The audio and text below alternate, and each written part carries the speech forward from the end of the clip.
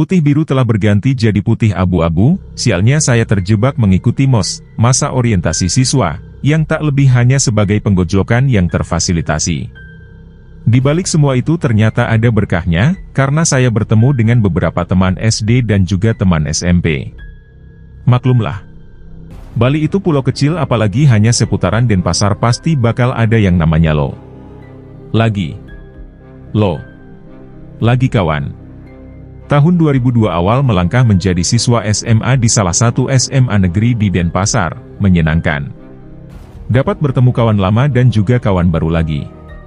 Masa ini adalah masa menyenangkan dan juga masanya pencarian jati diri, haus akan hal-hal baru dan tantangan yang tentunya memacu adrenaline. Masuk masa SMA awal penerapan sistem semester menggantikan sistem caturwulan dalam kurikulum belajar mengajar di sekolah. Kelas 1 terpaksa harus dijalani siang hari, hal ini terjadi karena saat itu sedang terjadi perombakan gedung besar-besaran demi menampung jumlah siswa baru yang membludak. Seingat saya angkatan sebelum saya hanya 5 kelas, sedangkan angkatanku menjadi 13 kelas dengan rata-rata per kelas berisi 50 orang siswa dan siswa. Perombakan dilakukan tak hanya untuk menampung jumlah siswa yang banyak, akan tetapi juga untuk menjadikan sekolah ini lebih nyaman bagi para guru dan siswa. Ekstrakurikuler kegemaranku masih tetap kujalani kawan, biasanya diadakan di hari Minggu di rumah sang pelatih. Menelusuri bagian per bagian dari sekolah ini, ternyata banyak juga makhluk gaib yang tinggal. Terutama di bagian aula sekolahan terasa penunggu gaib di situ adalah seekor ular yang sangat besar. Tower sekolah ada kakek-kakek warawiri, ruang lab dan kelas paling belakang ada sosok Mbak Kunti. Kawan baru lagi dan tentunya banyak bertaburan gadis-gadis cantik. Sungguh masa yang menyenangkan kala SMA. Kelas 1 ada seorang gadis yang aku sukai, tubuhnya proporsional dengan rambut sedikit ikal dengan wajah khas Timur Tengah. Pengalaman lucu sempat terjadi saat pelajaran agama Islam, karena kita semua yang muslim dikumpulkan menjadi satu di ruangan perpustakaan dari kelas 1 sampai kelas 3 dan kami yang masih kelas 1 terpaksa masuk lebih awal untuk mengikuti mata pelajaran agama Islam. Saat menunggu guru agama Islam datang mengajar, kami sibuk membaca buku yang ada di perpustakaan dan saya lebih memilih membaca koran pagi tadi sambil sesekali melihat berita di TV saat itu siaran TV lagi TV sedang menayangkan acara Bang Napi. Biasalah. Refleks saat melihat berita pemerkosaan sebut saja dia bunga, saya menoleh ke arah TV. Abis itu disahutin sama kakak kelas 3 yang pas duduk di sebelah, sambil berkata hayo. Seneng nonton berita beginian ya? Saya, batin dalam hati. Sial, nia cewek nyaut aja tapi cantik sih, hehehehe. Namanya juga refleks ke penasaran aja. Intan, halah. Ngeles, oh iya kenalkan aku Intan. Saya, salam kenal juga kak, saya J. Santoso. Setelah itu kita sedikit akrab dengan perkenalan yang sebenarnya hanya basa-basi belaka, hingga dia bertanya. Intan, nomor HP kamu berapa? Saya, maaf kak. Saya ndak punya HP. Intan, ya elah. Hare gene. Ndak punya HP. Hello? Ndak punya HP apa pelit nih kasih nomornya? Saya, beneran kak, saya ndak punya HP. Adanya telepon rumah itu pun telepon rumah milik orang tua saya, bukan milik saya. Intan, dasar pelit. Sembari menjulurkan lidahnya lalu berdiri dari bangku sebelahku sambil mengipas-ngipaskan rambutnya yang hitam lurus kayak iklan shampoo Tepatnya abis dicatok hehehehe. Lalu pindah ke bangku dekat pegawai perpustakaan. Hanya bisa batin. Ada-ada saja ini cewek. Guru agamaku pun datang, memperkenalkan diri dengan nama Pak Samanhudi. Ya. Dalam cerita ini kalian cukup mengenalnya dengan nama itu, walaupun bukan nama sebenarnya yang aku tulis. Setelah 1 semester berlalu, bersyukur nilai agamaku bagus, alhasil malah kena tugas tambahan dari guru agamaku untuk membantu mengoreksi jawaban ujian semua murid dan sebagai upahnya, saya bebas sesuka hati untuk ikut atau tidak. Pelajaran agama serta nilai agama dijamin bagus terus. SSSSTTTT. Tapi ini rahasia antara kita ya kawan pembaca sekalian hehehehe. Mohon maaf juga jika ternyata ada kawan SMA saya di sini yang membaca tulisan ini dan tahu, ternyata yang mengoreksi nilai ujian agama dan memberikan kata-kata manis di soal ujiannya bisa jadi itu saya. Merasakan juga yang namanya senioritas kakak kelas maupun teman sekelas yang memiliki kuasa lebih di sekolah. Kelas 1 ini saya pulang pergi berjalan kaki saja karena jarak sekolah dengan rumah dekat hanya 2 km. Kenapa tidak naik sepeda? Karena sepedaku beralih fungsi jadi kendaraan bagi karyawan papaku saat ingin keluar entah main ke temannya atau nonton orkes di pasar malam. Karena jelas lebih aman, siapa juga yang mau nyolong sepeda butut. Lagi pula aku senang berjalan kaki karena tiap pagi dan siang bisa lihat serombongan calon-calon suster cantik lengkap dengan pakaian suster putih dan rok di atas lutut dengan warna senada yang berangkat atau baru pulang dari sekolah di Akper, Akademi Keperawatan, mengendarai sepeda gayung. Yuk lolah wat imain guys. Biasa penyegar mata siang hari. Ditambah masa itu pagi di kota Denpasar masih sepi dan riuh suara tegur sapa saat saling berpapasan jalan. Kelas 1 saya lebih sering jadi korban disuruh-suruh oleh mereka yang berduit untuk berbelanja, tapi enaknya pasti ada komisinya jadi ya. Saya kerjakan saja toh menghasilkan. Kelas 1 naik tanpa hambatan, di kelas 2 ini bersyukur dibelikan sebuah sepeda motor bebek, walaupun bukan motor yang tren di tahun 2003 tapi saya sangat senang. Pintarnya papaku, karena aku belum punya SIM malah sering banget disuruh jemput si kembar adekku yang bontot pulang sekolah. Setelah itu mengantarkan kain batik ke garmen di daerah Oberoi Seminyak. Terbukti efektif, jadi keinginan keluar bawa motor tercapai dan tujuannya jelas, padahal takut juga kalau ketilang, tapi papa bilang kalau ketilang minta surat tilang aja jangan mau kasih bayar di tempat. Di masa ini badai hidup mulai menggoyahkan. Adik keduaku Santi harus menjalani operasi ke Jakarta dan memakan waktu cukup lama. Saya hanya ditinggal dengan adik pertama dan si kembar beruntung, Mbah Ibu atau kemudian saya menyebutnya Eyang Putri mengurus kami. Ingat betul saat itu uang tidak sampai 1 juta untuk sebulan, sebenarnya lebih dari cukup jika. Untuk sebulan. Untuk biaya makan 5 orang plus biaya SPP, ternyata hingga 2 bulan berikutnya masih harus di Jakarta untuk kontrol. Dengan sangat terpaksa kedua orang tuaku harus di sana dul. Beruntung ada saudara kakek yang tinggal di daerah Menteng, jadi tidak pusing biaya tinggal selama di sana. Kami di sini sudah mulai kelimpungan. Orderan batik dari tamu asing papaku saat itu lagi sepi, apalagi habis kejadian bom Bali pertama, jadi tak ada satupun pegawai yang di rumah. Mereka masih berkelana ke juragan batik lainnya mengumpulkan impian hari tua. Bolos sekolah, jangan ditanya hari ini bikin surat sakit, besoknya izin esoknya lagi tanpa keterangan alias alpa otomatis seminggu absensi di papan sekolah bagi yang tidak masuk jadi sia-sia selama sebulan. Ya, inilah masa badung yang kujalani. Hampir diberikan surat cinta oleh guru BK, bagian kesiswaan, akhirnya saya mulai masuk sekolah.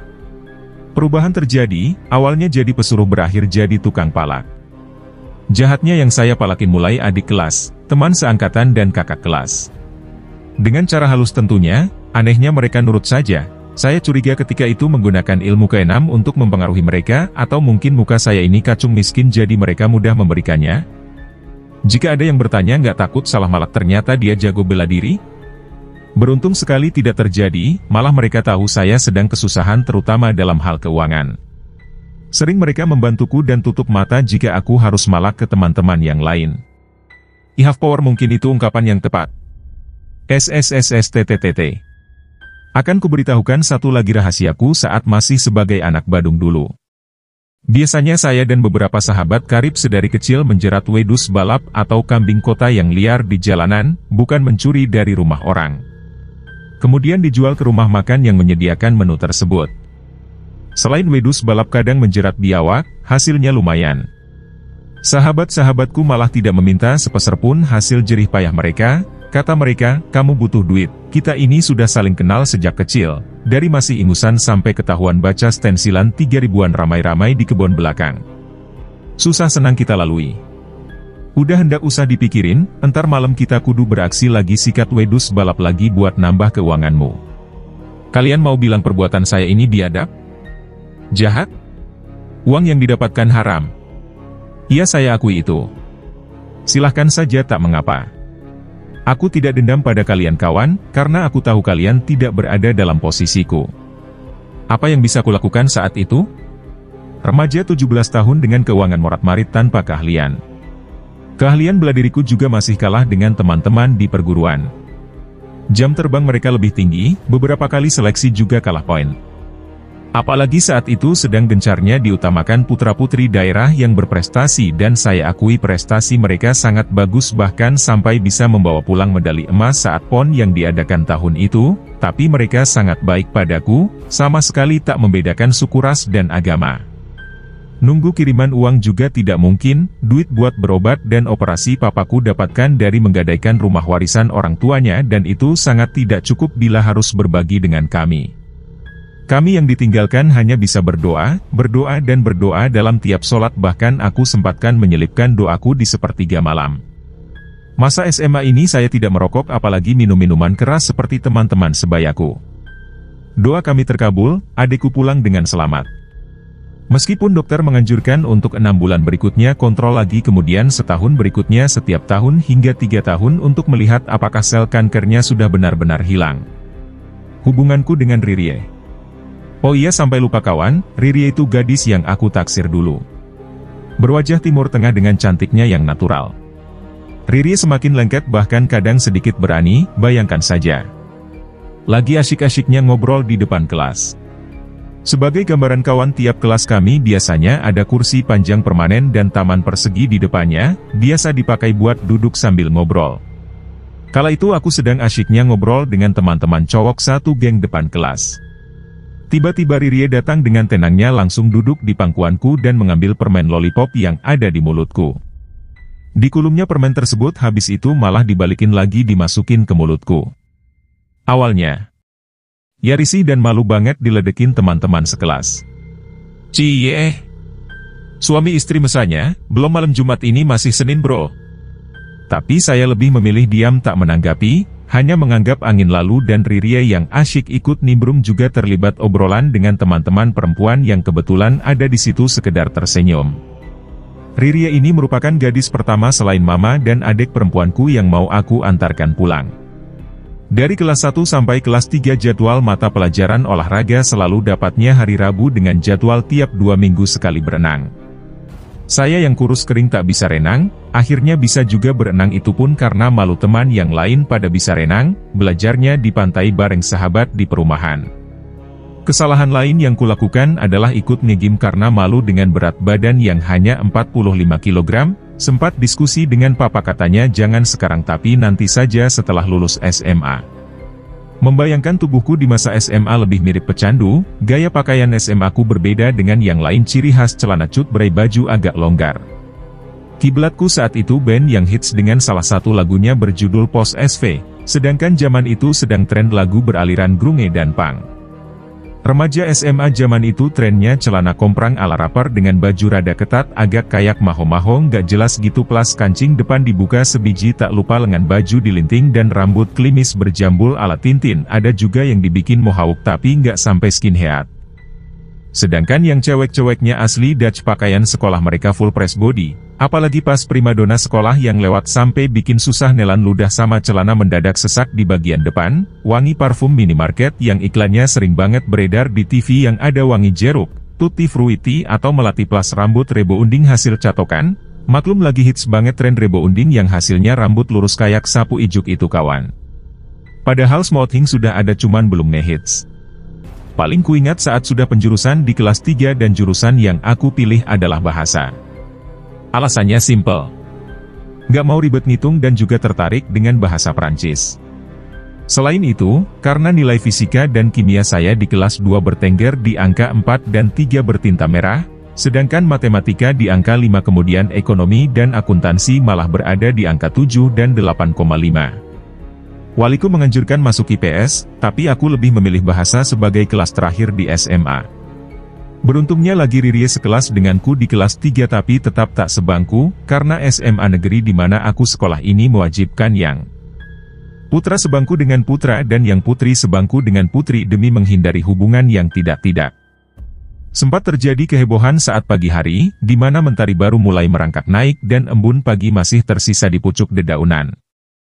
Kejadian ini terjadi di kelas paling pojok sebelah kiri. Sebagai gambaran, kelas yang ada di sekolahku membentuk letter N di mana pojok belakang kanan dan kiri ada pura untuk sembahyang.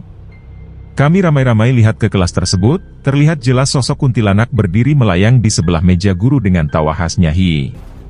Hihi. Hihi. Hihi. Tentunya ini bukan pertunjukan teater apalagi pentas cosplay. Ini real, hampir semua yang datang pagi itu melihatnya. Beruntung kelas tersebut masih terkunci dan salah seorang guru kami yang bisa mengatasi kejadian ini segera datang. Setelah ditanyakan ternyata kelas tersebut sempat digunakan untuk perbuatan asusila. Sungguh sangat disayangkan, jika kalian pernah dengar atau malah pernah menonton salah satu video yang tak pantas yang dilakukan oleh sepasang muda-mudi SMA negeri di Bali di tahun 2004 hingga 2005 hingga video tersebut sempat masuk berita stasiun TV nasional. Maka kawan semua bisa menebak di mana saya menghabiskan masa SMA. Pengalaman paling parah saya adalah saat berkelahi dengan salah satu teman di sekolah, tahu sendirilah. Zaman SMA mengejek dengan memanggil nama orang tua itu biasa. Tapi ini sudah kelewatan jika orang tuamu dihina sehina-hinanya kawan, kesabaranku sudah habis. Saat jam pulang sekolah teman sekelas yang menghina orang tuaku sengaja saya samperin ke kelas 3. IPS 4 yang berada di lantai 2 dan ingin menanyakannya kenapa menghina orang tuaku. Baru sampai di kelas itu aku sudah dihadiahi tinta penghapus papan Mitebo Art oleh si Wira di sekujur baju putih SMA ku, lalu dia berlari meninggalkanku dan teman-teman satu gengnya hanya bisa menertawakanku. Segera putar balik mengejar Wira yang belum jauh dari pandanganku dan aku memanggil nama Wira sambil berkata kasar. Begitu sampai di tangga Wira berbalik menantangku. Tanpa banyak tanya kulayangkan pukulan tangan kiri yang tepat menghantam rahang kanannya. Deugahaha. Duak. Berug. Pukulan silih berganti kuhadiahkan ke wajah Wira, kemudian tangan kanan tepat menghantam perutnya lalu kulanjutkan menghantam pelipisnya dan Wira meringis kesakitan. Tak tinggal diam, teman-teman satu gengnya ikut mengeroyokku. Bak adegan film laga aku bertarung sendiri menghadapi 5 orang di beranda lantai 1 yang bisa dikatakan sempit dengan lebar beranda kurang dari 2 meter. Ciat. Tendangan pertama mengenai sasaran hingga tersungkur menahan sakit, tangkisan, tendangan dan pukulan silih berganti. Aku pun tak luput kena pukulan, karena saking kalapnya mereka sampai kewalahan menghadapiku hingga ketika aku tepat berada di depan Wira yang mau kabur menuruni tangga segera ku tarik kerah bajunya dan duak. Bruk. Beberapa pukulan kulayangkan lagi ke wajahnya. Begitu tersungkur dan hampir jatuh ke anak tangga segera ku tarik lalu ku cekik lehernya seraya berkata, kamu harus ganti bajuku. Wira menimpali dengan berkata, iya bro, aku ganti rugi bajumu. Masih dalam keadaan kalap aku angkat Wira dengan kedua tanganku bersiap aku jatuhkan dari lantai 2. Entah setan apa yang menguasai diriku saat itu, tenagaku serasa sangat besar. Hampir saja aku lemparkan si Wira dari lantai 2, beruntung Roy dan Julio serta teman segengnya menarik badanku dan sekuat tenaga merelaiku dari Wira dan menyuruhnya segera pulang. Seketika aku sadar kalau hampir saja membunuh teman satu sekolah. Aku pulang dengan muka penuh memar sedikit kebiruan di pipi dan pelipis, anehnya teman-teman yang aku pukul saat itu hanya membentuk ruam kemerahan di bagian yang aku pukul dan aku tendang tanpa luka yang berarti. Tapi aku sudah menduga kalau besok mereka pasti kondisinya lebih parah dariku. Mama melihat anak lakinya pulang habis berkelahi dengan pakaian penuh tinta hanya ngedumel, bagus disekolahin malah berantem ya. Kemudian aku jelaskan duduk permasalahannya hingga papaku yang ada di situ menimpali, tadi menang apa kalah? Lalu ku jawab, menang Pak. Besok aku mau minta ganti rugi seragam ini. Ya udah mandi sana obatin lukamu sendiri begitu papaku berucap padaku. Malam hadir ditemani kelap-kelip bintang berpadu dengan alunan suara khas jangkrik menjadi pembuka malam kami yang sedang asyik berburu ke rumah-rumah kosong ataupun tempat yang katanya angker. Adrenaline remaja yang baru akil balik ditunjang pula dengan beredarnya acara-acara mistis di beberapa stasiun TV swasta. Lagi pula, kami di masa itu juga sering sembunyi-sembunyi nonton trek-trekan yang sedang marak saat itu. Bayangan kami malah lebih seram jika ketahuan orang tua ternyata nonton trek-trekan. Kami berempat berangkat menuju salah satu rumah kosong yang telah lama ditempati. Rumah pertama adalah rumah kosong yang konon sekeluarga meninggal karena dibunuh. Setelah tiba di lokasi dan mengecek keadaan, kami urungkan niat tersebut karena ternyata rumah itu sudah dikelilingi tembok yang tinggi. Bahkan saat memanjat tembok tersebut, kami dikejutkan dengan pemandangan atap rumah di bawah kami. Bagaimana bisa? Rumah yang lain posisinya sejajar dengan tanah, ini malah atapnya yang sejajar dengan tanah. Berarti bangunan rumahnya ada di bawah kami. Bisa jadi karena seringnya proyek pengaspalan jalan jadi posisi rumah ini tenggelam dan kemungkinan memang dahulu posisi rumahnya agak di bawah jalan raya. Bahkan nampak jelas masih ada sebuah mobil YG terparkir di garasi beratap kanopi. Tak mendapatkan hasil, kami meluncur ke tempat berikutnya. Rumah angker yang konon jika kita berdiam diri lama di depan rumah tersebut akan muncul penampakan kuntilanak dan genderuwo. Letaknya di Tukat Citarum kawan, dan itu sudah jadi urban legend bagi mereka yang pengen uji nyali. Kalau sekarang saya nggak tahu rumah itu masih kosong atau sudah ada makhluk kasat mata yang nempatin. Uji nyali sedang tren, terlebih kami yang masih darah muda kala itu. Penasaran? Pasti itu kawan. Masuk melalui gerbang belakang tercium bau amis dan anyir darah. Konon rumah ini dulu sekeluarga mati dibantai dan anehnya tidak ada barang yang dicuri oleh pelaku. Memasuki garasi, bulu kuduk kami berdiri tegak secara spontan tanpa dikomando dan saya merasakan energi yang begitu kuat dan jahat. Teman-temanku malah pada asyik mainin senter sambil berkata, "Serem rumah ini ajal." Sebutan kami, jika menyebut teman dengan panggilan Rizal, Rijal, atau disingkat jadi Jal untuk panggilan anak lelaki. Kaca pecah dan banyak Eternit yang hancur di beberapa bagian, ditambah lagi sarang laba-laba makin menambah kesan angker rumah yang tak jarang digunakan oleh entah itu padepokan silat atau apa, untuk sekedar nguji ilmu. Ketika akan mendekati lantai 2 kami berempat dikejutkan dengan sinar terang berwarna orange. Astagfirullah.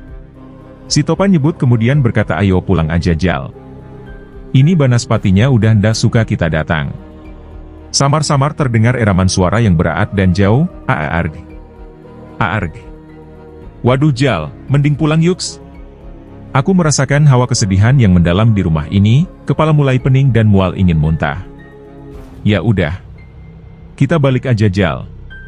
Secepatnya kami bergegas keluar rumah tersebut, begitu sampai di parkiran kami menoleh ke rumah mewah berlantai 2 itu. Nampak jelas sosok kuntilanak sedang memandang kami dengan tatapan tajam dan wajahnya yang pucat sembari melambaikan tangan ke arah kami. Anehnya motor kami di starter nggak mau nyala. Daripada kelamaan, mending kabur sambil dorong motor ramai-ramai. Sempat noleh lagi ke rumah tersebut terlihat lagi satu penampakan genderuwo dengan wajahnya yang seram dengan bentuk muka seperti anjing dan badannya yang penuh bulu kayak gorila, tatapannya siap menerkam kami. Akhirnya motor bisa nyala normal dan kami pun ngacir meninggalkan rumah tersebut. Untuk menghibur diri kami memutuskan main ke daerah Kuta, menikmati dentuman musik DJ. Nongkrong doang, kumpulan pelajar kantong cekak mana bisa beli minuman. Masuk ke Jalan Patih Jelantik Kuta, hujan tiba-tiba mengguyur kami malam itu. Keanehan terjadi ketika kami melihat sebuah pohon besar di kiri jalan itu terlihat terbakar bagian atasnya seperti habis tersambar petir, namun tetesan hujan tak membuat api itu padam. Kami masih cuek mencari tempat berteduh. Setelah ketemu tempat berteduh, saya bertanya, tadi lihat ada pohon kebakar nggak?" "Torih, iya Jal." "Kok aneh?" Hujannya mendadak deras tapi pohon yang kebakar tersebut nyala apinya nggak terpengaruh oleh hujannya. Saya, "Gimana Jal? Kita lanjut apa balik aja?" "Torih, mending habis hujan reda kita pulang aja yuks." Yang lain pun setuju dengan usul Torih. Sembari menunggu hujan reda kami saling cerita pengalaman di rumah angker tadi. Tak terasa hujan sudah reda dan jam sudah menunjukkan pukul 2 pagi. Kami cabut pulang dan rencana menginap di rumah Torih. Rumah Torih ini jadi base camp bagi kami. Sesampainya di rumah si Kadek bikin kopi buat kami semua.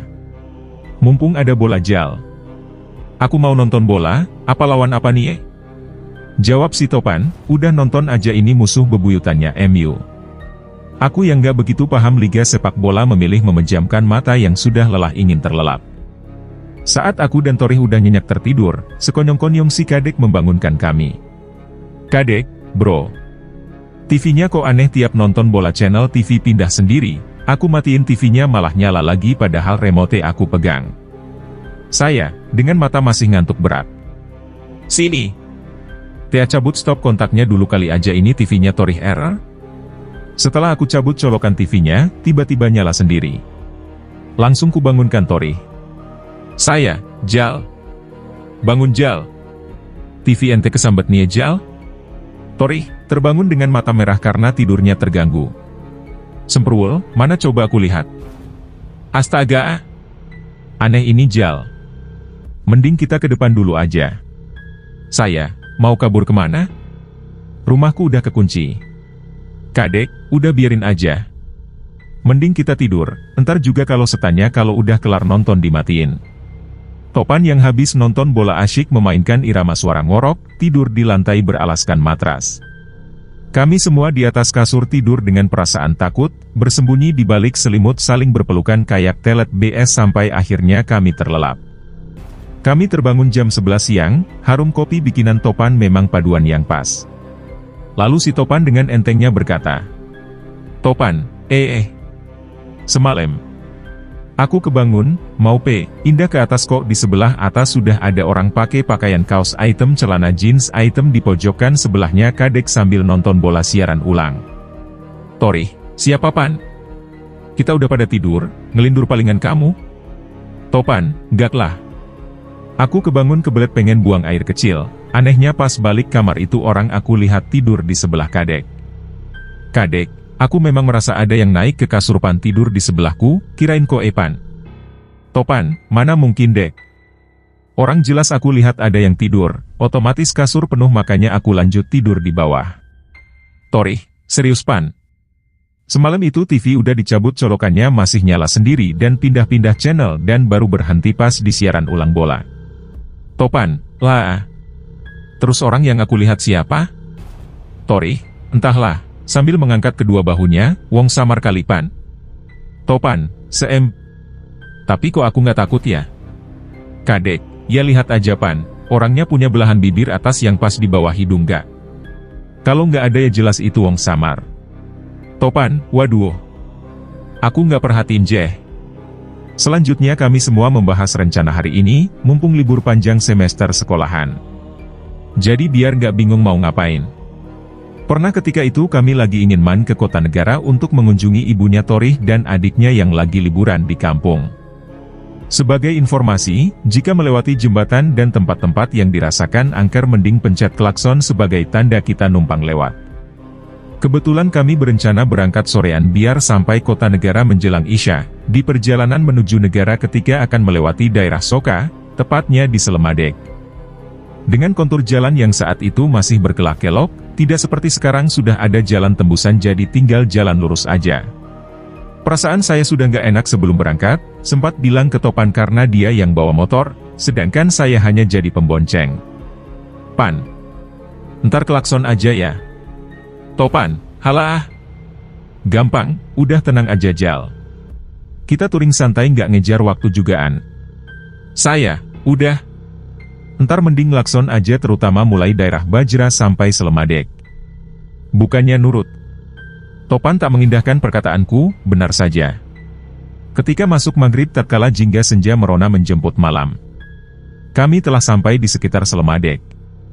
Terlihat agak jauh di depan kami, ada sosok seorang petani sedang memikul cangkul setelah pulang dari sawah. Saya, Pan.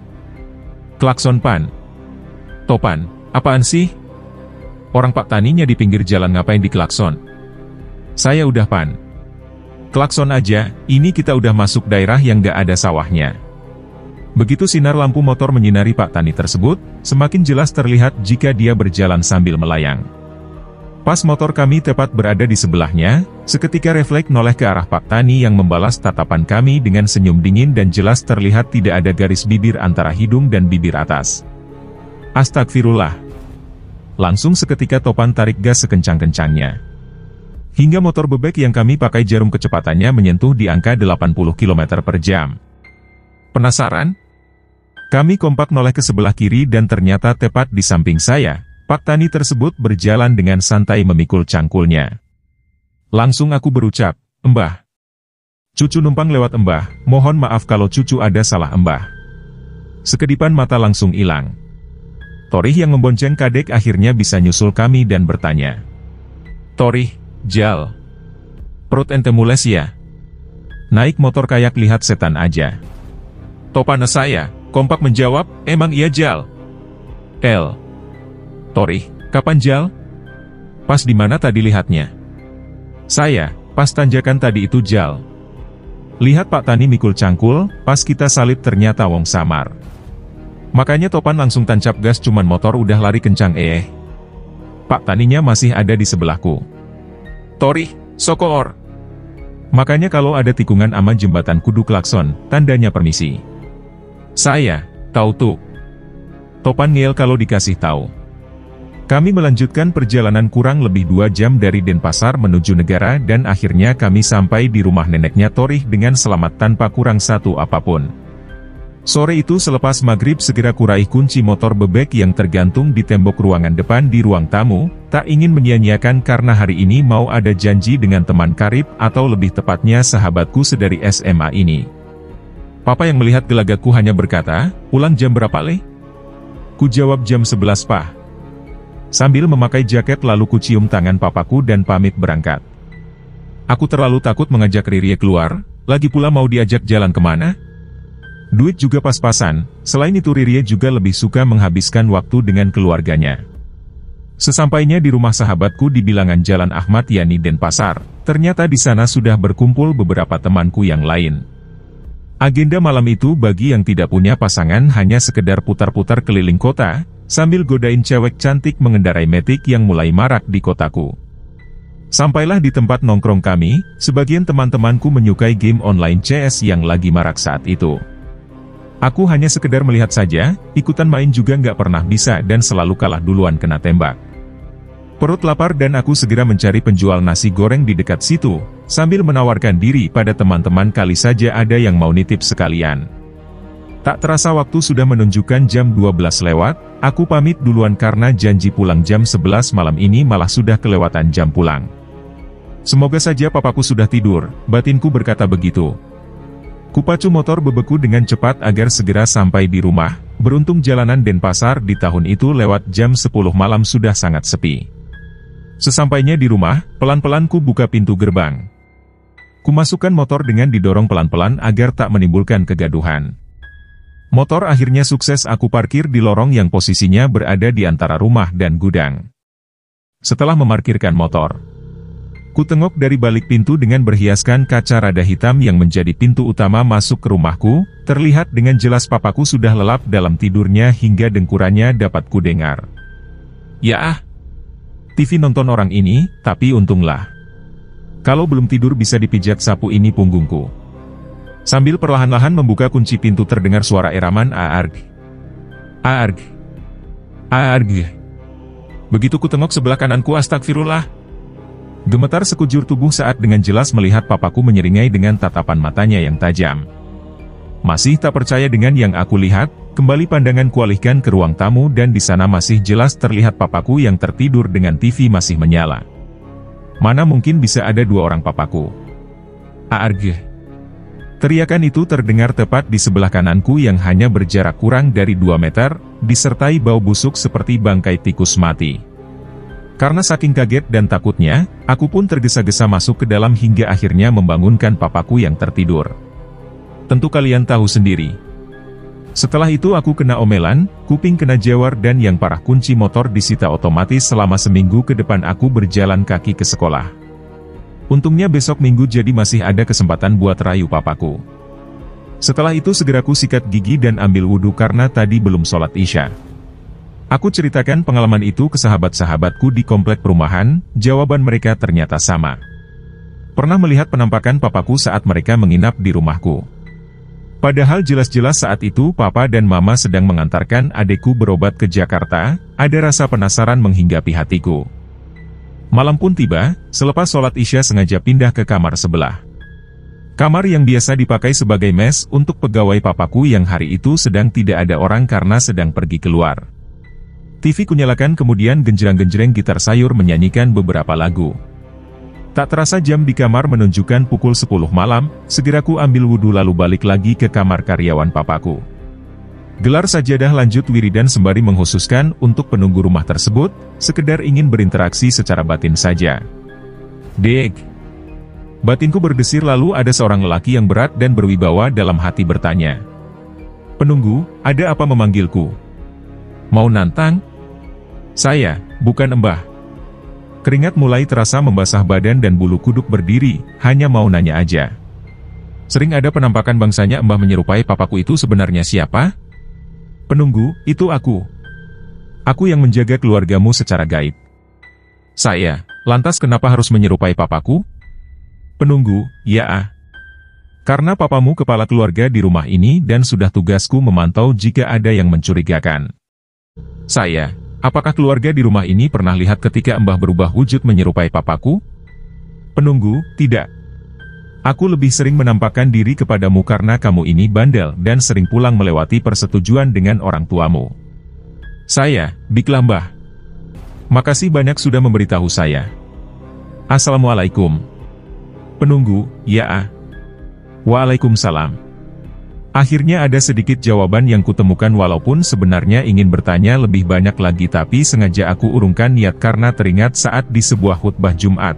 Hatib berkata bahwa sebaik-baiknya bangsa jin adalah seburuk-buruknya manusia, tetap berhati-hati karena mereka diciptakan dengan penuh tipu daya. Namanya orang usaha pasti ada saja gangguan, baik itu secara langsung atau lewat belakang, dan beberapa kali pernah terjadi pada keluarga kami. Alhamdulillah kami masih dalam lindungan Tuhan sehingga tidak sampai kena gangguan gaib. Sekali aku pernah kena kiriman gaib, katanya ya, di bagian betis sebelah kanan, oleh orang yang tidak suka dengan usaha papaku. Seperti biasa aku yang badung pulang lewat tengah malam dan anehnya sosok yang menyerupai papaku tidak hadir menggangguku. Saat akan melangkahkan kaki masuk ke ruang tamu tiba-tiba betis sebelah kanan terasa nyeri, panas dan kesemutan hebat. Segera aku masuk ambil air wudhu dan setelah itu mengurut betisku sambil mengucapkan istighfar berkali-kali. Saat itu aku tidak tahu, kalau terkena gangguan kiriman gaib dan setelah kejadian itu betis kanan serasa mati rasa, sampai aku coba tusuk pakai jarum jahit hingga masuk lebih dari 1 cm tetap tak kurasakan. Bodohnya kejadian ini sengaja aku rahasiakan dari kedua orang tuaku, hingga ketika saya pulang Jumatan dengan membonceng papa, ingin rasanya menceritakan kejadian yang kualami bila nanti sudah sampai rumah. Begitu sampai rumah dan masuk garasi mobil, kami dikejutkan dengan suara salam yang santun dan hangat dari seorang lelaki tua mengendari sepeda ontel dengan kemeja koko putih, peci putih, tersemat kain rida, di pundak dan bersarung kotak-kotak coklat. Jika menaksir umurnya bisa jadi sudah di atas 70 tahun namun fisiknya masih terlihat bugar, kemudian percakapan pun berlanjut. Kami, Waalaikumsalam. Papa, iya Mbah. Mencari siapa ya? Mbah, begini Pak, saya seperti diarahkan ke sini oleh Gusti Allah. Izinkan saya untuk masuk dan melihat-lihat rumah Bapak? Papa, emang ada apa ya Mbah? Kok pengen masuk rumah saya? Mbah, jika Bapak mengizinkan, mungkin kita nanti akan tahu maksud kedatangan saya ke sini. Papa, dengan wajah heran melihatku dan aku hanya menganggukkan kepala tanda setuju. Ayo kalau gitu Mbah kalau pengen lihat-lihat rumah saya. Mbah dan kami pun masuk ke rumah kemudian mamaku bertanya pada papa, siapa itu Pak? Entahlah. Katanya pengen lihat rumah ini dan bantuin kita kata papaku. Mamaku hanya memperlihatkan wajah heran dan menggelengkan kepala, lalu kembali melanjutkan memasak di dapur. Suasana halaman belakang ramai oleh kegiatan karena orderan papa lagi ramai saat itu. Kakek itu kembali ke garasi kemudian menyusuri halaman depan, sejurus kemudian terhenti di pagar tembok dekat gerbang. Segera kakek itu berjongkok dan mengambil sesuatu yang ternyata sebuah botol kecil persis botol parfum tester ukuran 1 ml. Kakek pun berkata padaku, "Nak, coba kamu bakar di dalam tungku bara api tempat bapakmu itu," sambil menunjuk ke arah tunggu yang menyala di atasnya ditaruh drum besar yang sudah diisi air, berfungsi untuk meluruhkan malam dan obat kain agar menempel di kain.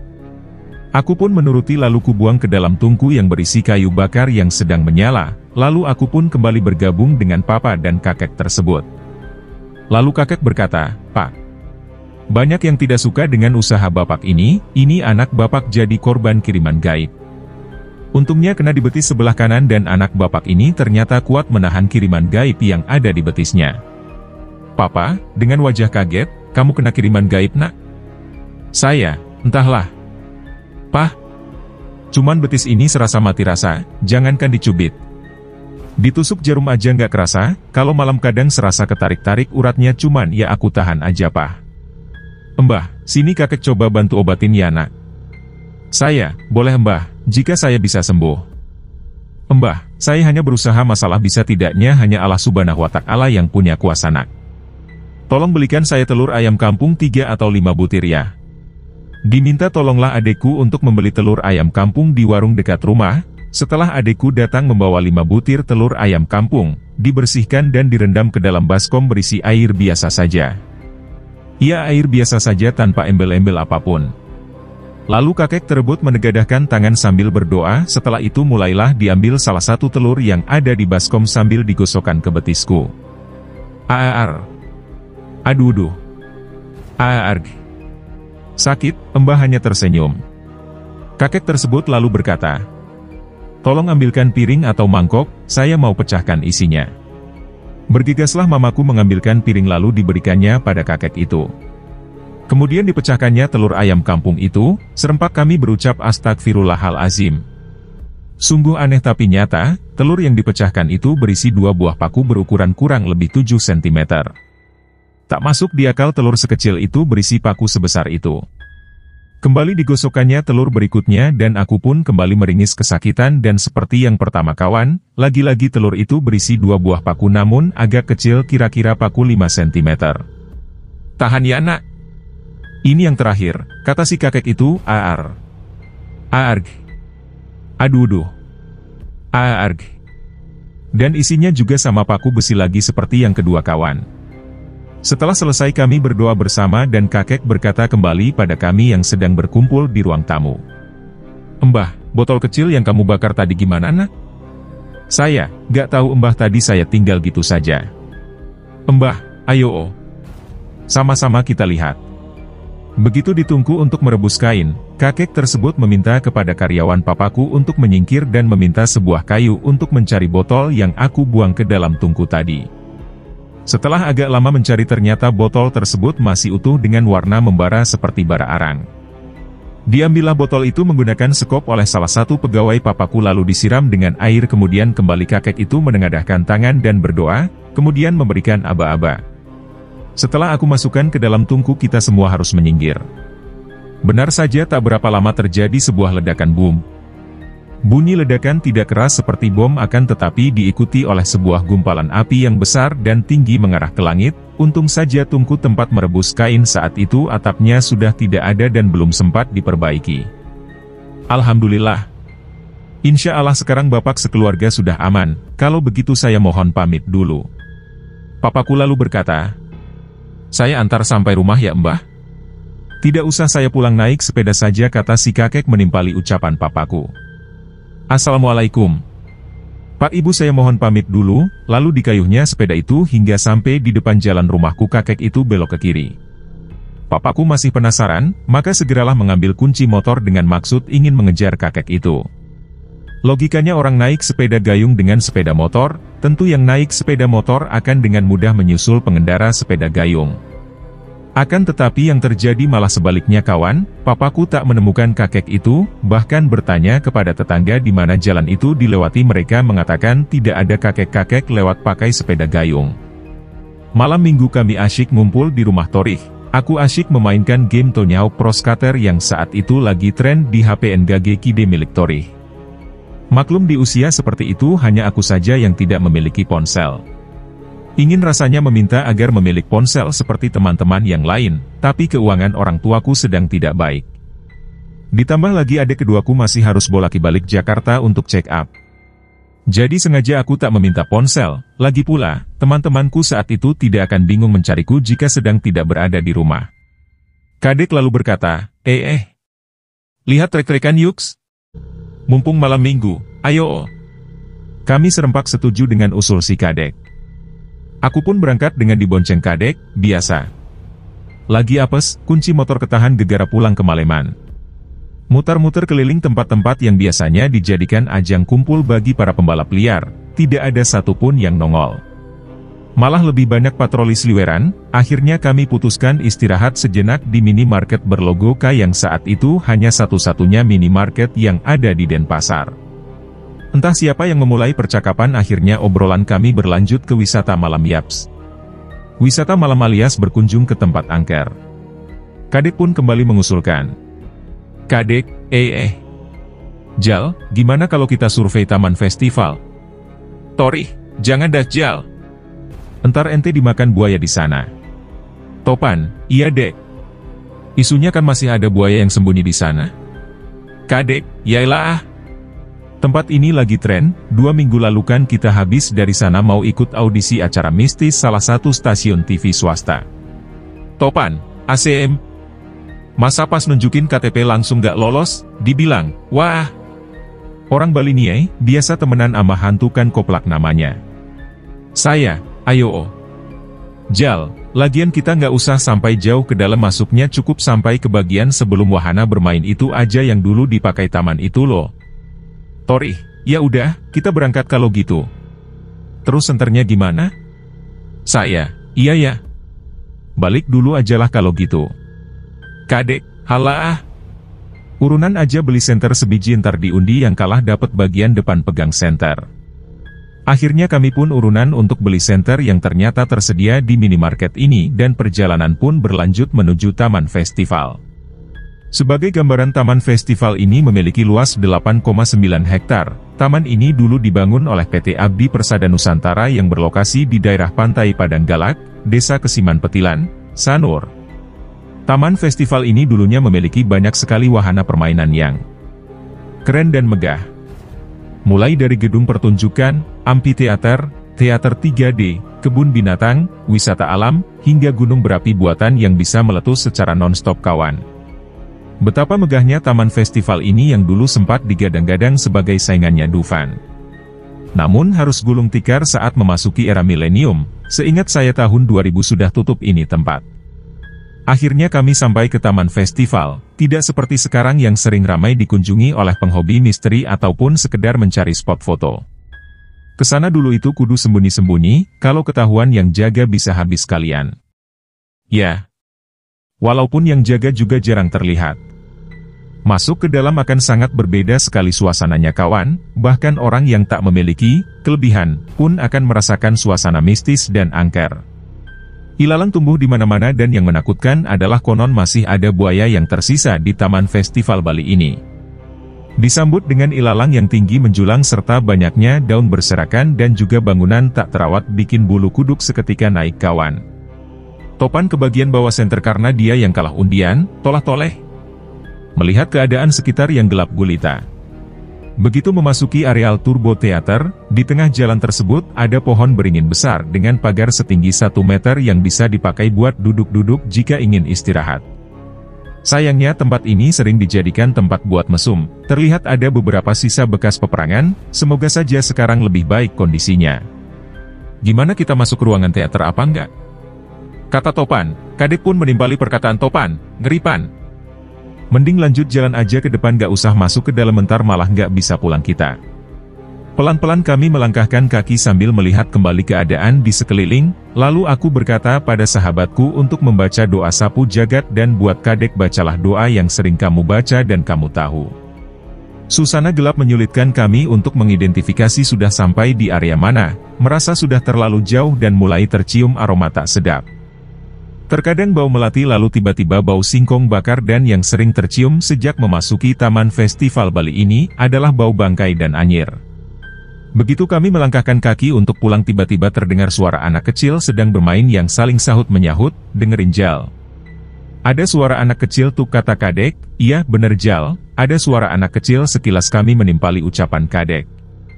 Lalu, tiba-tiba ada suara anak kecil berkata, Om, kok udah mau pulang? Kan kita belum diajak main.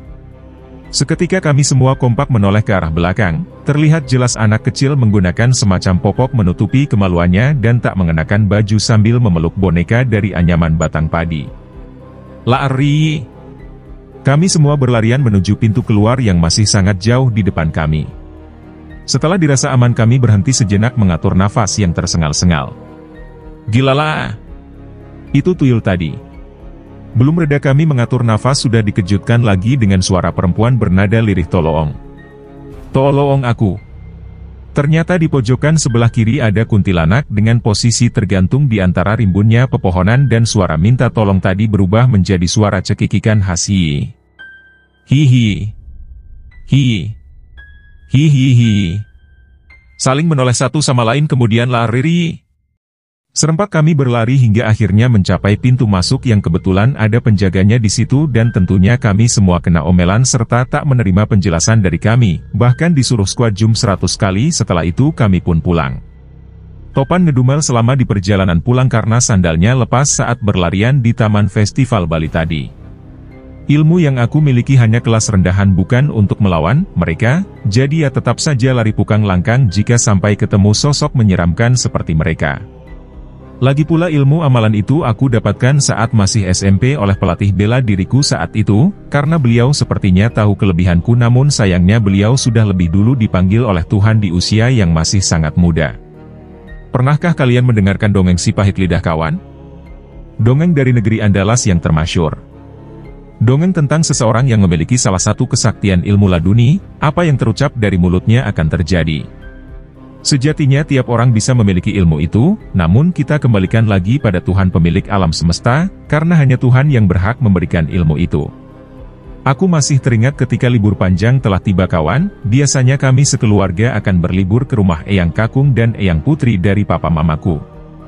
Selain itu, kami sekeluarga biasanya menghabiskan liburan ke kota Jogja dan juga Solo. Di Solo biasanya kami mampir dan menginap di rumahnya Om Widodo, beliau masih ada hubungan keluarga dari mamaku. Om Widodo ini bisa dikatakan sebagai guru spiritual bagi keluarga dari mamaku, terkadang juga membantu memberikan tentang penglihatan masa depan. Ya, walaupun sampai sekarang aku juga masih belum paham karena bahasa yang digunakan lebih sering menggunakan bahasa kiasan. Beberapa ada yang tepat, itu pun setelah terjadi keluarga kami baru tahu apa maksud yang telah dikatakan Om Widodo sebelumnya. Khusus untuk diriku, seperti yang sudah-sudah bakal menjadi pemimpin dan beliau ini mengatakan kalau aku akan menjadi semacam lurah yang dipercaya warganya. Hehehe. Geli juga aku mendengarnya saat itu yang sudah menginjak kelas 2 SMP dan nasihat berikutnya dikhususkan padaku agar tak menjadi si pahit lidah. Karena itu juga akan kecipratan efek negatif dari omonganku sendiri. Setelah itu beliau sempat memberikan azimat berbentuk persegi berbungkus kain mori di salah satu sisi ada huruf Arab gundul dan di sisi lainnya ada gambar patwa, katanya nanti jika sudah waktunya tiba tolong diberikan kepadaku. Aku ingat kata-kata ini adalah pesan terakhir karena setelah kunjungan kami sekeluarga saat berlibur, di tahun berikutnya Om Widodo sudah dipanggil Yang Maha Esa. Kata lurah dan terutama kata si pahit lidah masih terngiang di telingaku. Hingga ketika SMA selepas sholat Jumat aku disamperin seseorang yang kira-kira lebih tua sedikit dari papaku, beliau lalu menyalami dan segera kutarik tanganku ketika ingin mencium tanganku. Aku pun bertanya bapak ini siapa? Aku guru agamamu dulu ketika SD nak, maafin bapak ya. Kata orang tersebut. Lalu aku kembali bertanya meminta maaf karena apa ya pak? Saya rasa bapak tak punya salah sama saya.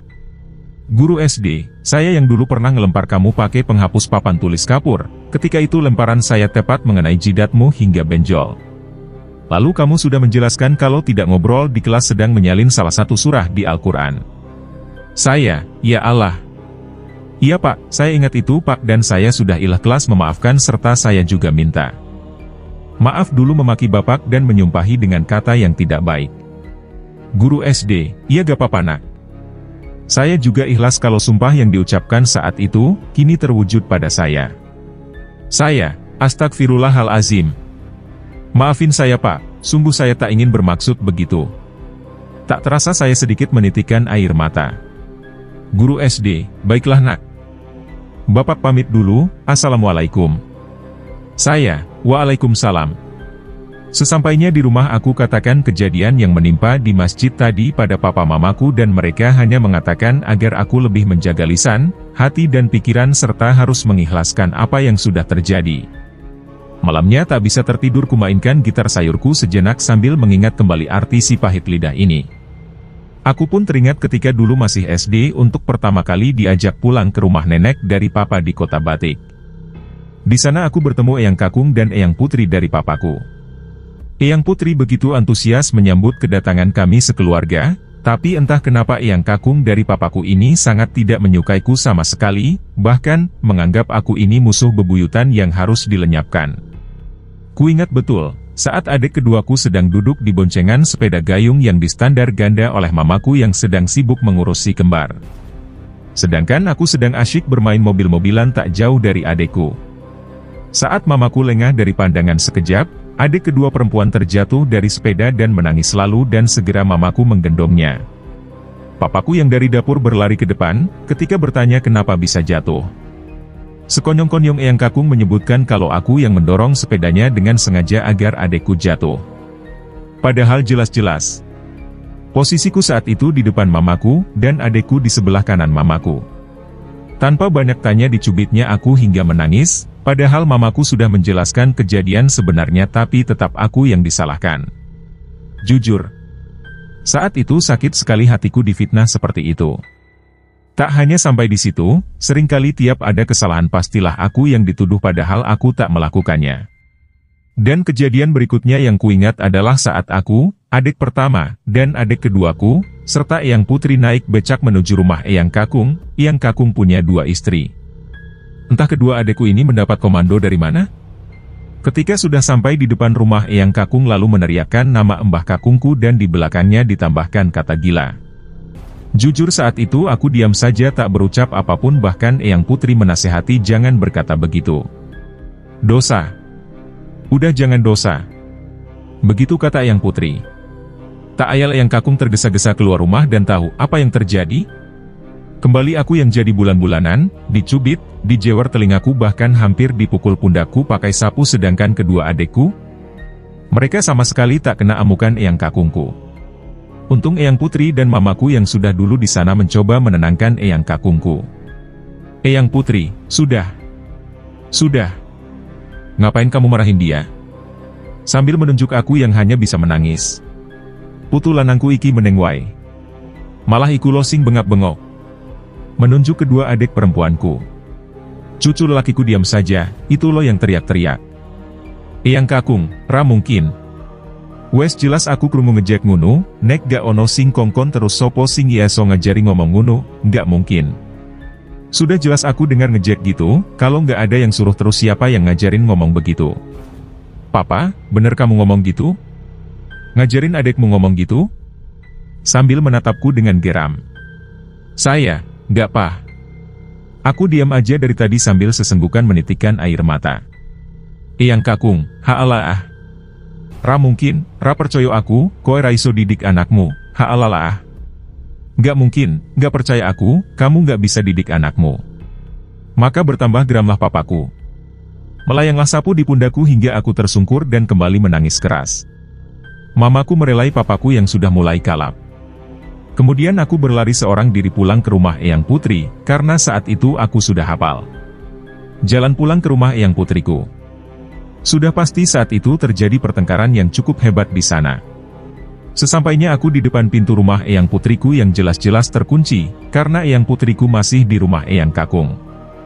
Aku menangis dan hanya bisa entah itu berdoa, atau mengucapkan sumpah serapah memohon kepada Allah Subhanahu wa Ta'ala. Ya Allah! Salahku apa? Kok bisa Eyang Kakung sampai sejahat itu kepadaku? Jika begini terus mending matiin aja. Eyang Kakungku itu. Hanya kata-kata itu yang terulang-ulang di batin kecilku, sungguh saat itu aku merasa teraniaya dengan amat sangat kawan. Semenjak kejadian itu, aku tak pernah lagi diajak ke rumah Eyang Kakung, bahkan jika ke rumah keluarga yang lain dan Eyang Kakungku ikut maka aku disuruh di rumah saja. Untungnya Eyang Putri mengerti dan sering menemaniku sendirian di rumah. Bahkan tak jarang diberikannya aku uang jajan untuk bermain dengan teman-teman sebaya yang aku kenal di situ. Beruntung kawan-kawan di kota batik ini baik kepadaku, jadi aku tak merasa kesepian jika ditinggal sendirian.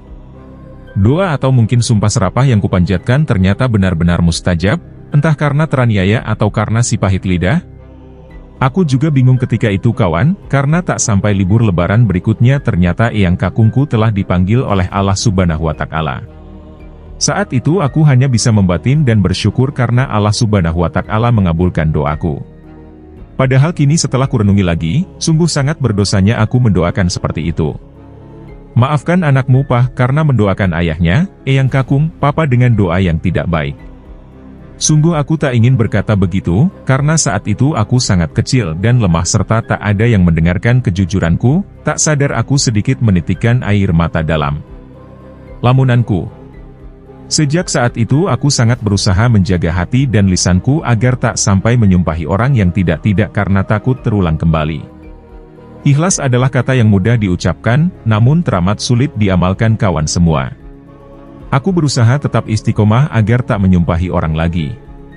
Sempat beberapa kali aku dikecewakan dan umpatan serta sumpah serapah yang dulu sering aku ucapkan saat kecewa perlahan kini aku ganti dengan doa yang baik-baik saja agar orang tersebut dibukakan pintu hatinya dan diberikan hidayah. Sulit. Tentu sulit sekali kawan. Tapi aku akan tetap berusaha untuk menjadi pribadi yang lebih baik lagi kini, nanti dan seterusnya. Setelah dewasa mulai mengerti kenapa Eyang Kakung begitu membenciku, nanti sajalah kawan jika aku sudah siap akan kuceritakan rahasia hidupku pada kalian, karena ini adalah salah satu rahasia besar hidupku dan tolong jika tak kuceritakan janganlah kalian memaksa. Tidak semua bisa aku ceritakan di sini kawan. Masa SMA ini berakhir dan yang paling berkesan saat itu Eptanas berganti menjadi Uan dan saya salah satu murid SMA yang ikut ujian dengan rambut cukup panjang dan disemir pink. Iya, semir pink. Bahkan, sudah jadi target pengawas sekolah lain agar saya tidak diperbolehkan ujian akhir saat itu. Untungnya, Wakasek pas sidak ke ruangan kami ujian, malah saya mendapatkan pembelaan karena di aturan ujian juga tidak ada larangan siswa semir rambut untuk tidak bisa ikut ujian. Selain itu kami, Wakasek, sengaja memberi kelonggaran bagi siswa yang sudah kelas 3. Jadi Anda di sini kan tugasnya hanya sebagai pengawas ujian, ngapain mencampuri aturan sekolah kami, yang penting mereka bisa ikut ujian dan lulus. Saat itu kepala sekolah sedikit memberikan kelonggaran bagi siswanya yang sudah kelas 3.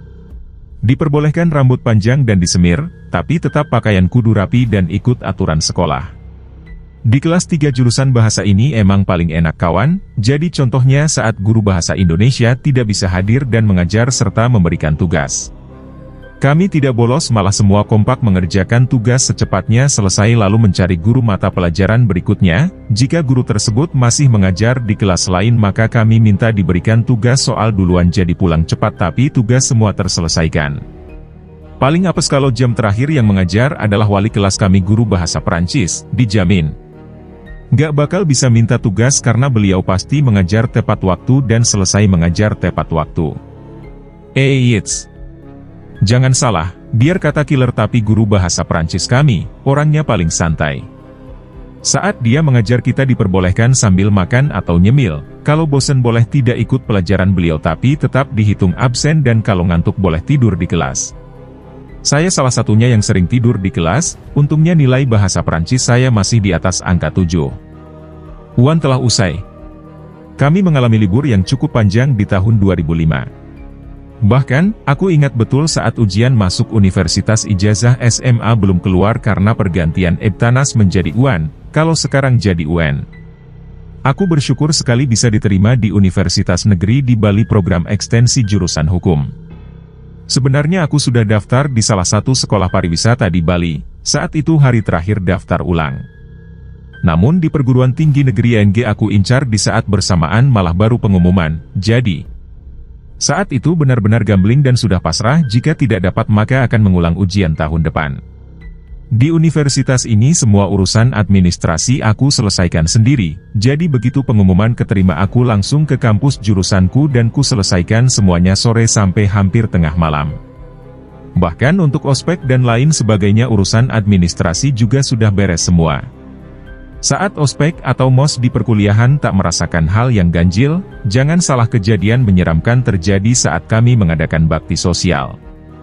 Walaupun zaman saya ospek masih disuruh bawa yang aneh-aneh, tapi frekuensinya sudah tidak seperti angkatan sebelum saya. Hari itu saatnya kami semua pergi baksos ke suatu desa yang masih sangat asri dan sejuk, bahkan untuk MCK pun kami harus ke kali atau sungai terdekat kawan. Ya, boleh dibilang sekalian refreshing lah biar nggak stres, meskipun yang kami lakukan di sana nanti lebih banyak membantu penduduk desa. Baksos masih diadakan di Pulau Bali dan nama tempat kami baksos saat itu adalah. Tugas kami ketika baksos adalah memperbaiki saluran irigasi dan ikut membantu membangun penyengkar, pagar untuk pura desa. Kami di sana menginap selama 5 hari 4 malam. Saat hari pertama di sana, Kami membuat tenda dan ada tenda yang sengaja dibuat terpisah dikhususkan untuk para wanita yang sedang datang bulan, karena pantang bagi wanita datang bulan untuk berada dekat dengan areal pura. Malam itu karena kami baru tiba dan baru saja selesai mendirikan tenda, maka kami semua langsung diarahkan ke balai desa untuk diberikan arahan oleh kepala desa dan pemuka adat di balai desa. Sebelum keberangkatan ke balai desa, pihak panitia sudah mengantisipasi dengan menginfokan kepada seluruh anggota ospek untuk membawa alas tidur masing-masing karena ditakutkan kemalaman, sedangkan lokasinya lumayan jauh antara tenda yang kami dirikan dengan balai desa. Benar saja begitu acara selesai, jam telah menunjukkan pukul 1 malam dan kami diharuskan menginap dulu di balai desa serta tidak diizinkan untuk balik ke tenda masing-masing.